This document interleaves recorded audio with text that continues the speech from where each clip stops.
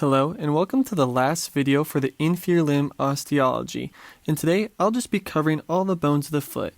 I'm going to do things a little differently, and I'm going to just identify all the bones by their name, and then later we'll go over the landmarks of all the bones. First off, we have this tarsal bone called the Tailless. Just inferior to it we have the largest of the tarsal bones, and it's called the calcaneus. Just distal to the Tailless we have the navicular bone.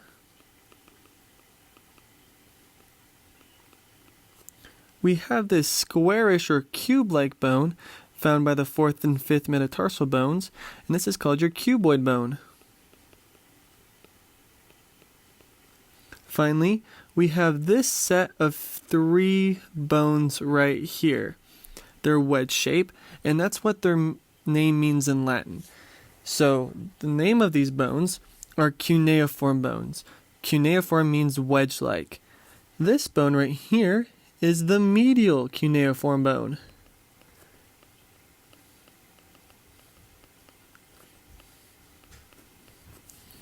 This bone is the lateral cuneiform bone.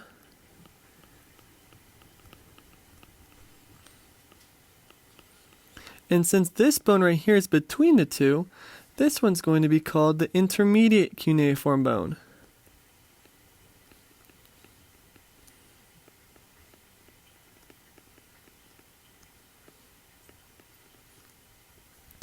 You have your first metatarsal bone, your second metatarsal bone, third metatarsal bone, fourth metatarsal bone, and fifth metatarsal bone.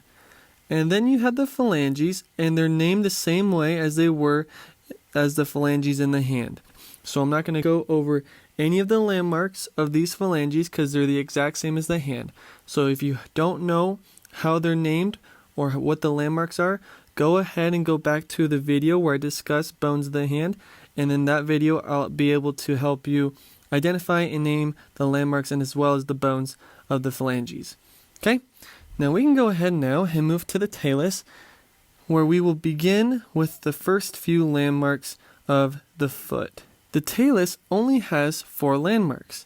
The first one being this large portion right here. This is called the body of the Tailless.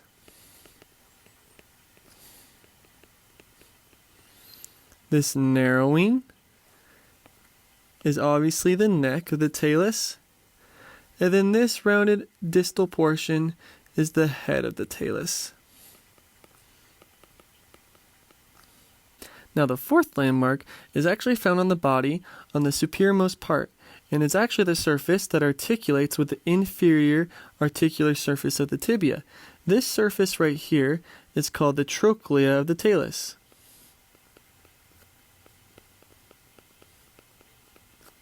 Awesome, and those are all the landmarks found on the Tailless. We can go ahead now and move on to the calcaneus. There are only 2 landmarks that we need to learn on this bone. The first one, and the most obvious one, is the blunted end on the proximal aspect, also found on the posterior aspect of the calcaneus. This blunted end right here is called tuber calcanei.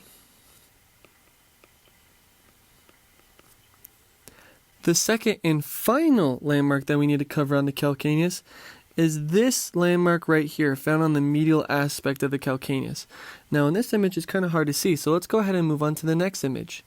Right here it's obvious to see this medial projection coming off the calcaneus. This medial projection has a name and it's quite long. It's called the sustentaculum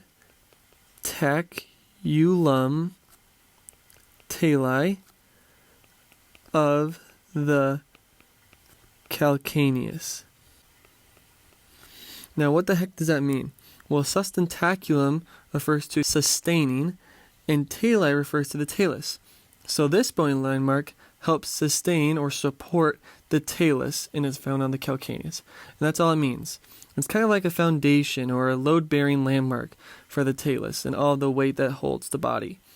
Awesome, and those are the 2 landmarks that we need to know for the calcaneus. In fact, those are of all the landmarks that we need to know for the tarsal bones, just the ones found on the Tailless as well as the calcaneus. However, we need to go over now the landmarks found on the metatarsal bones. The metatarsal bones are actually named the same way the metacarpal bones are named. you have the base of the metatarsal bone, you have the body,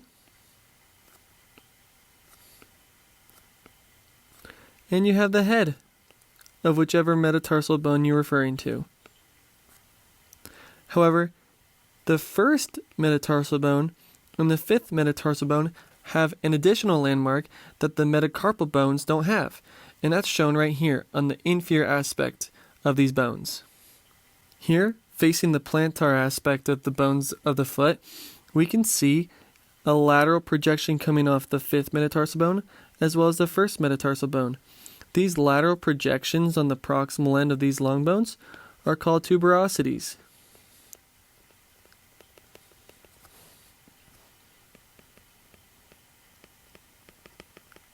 And of course, they're parented back to the bone that they came from.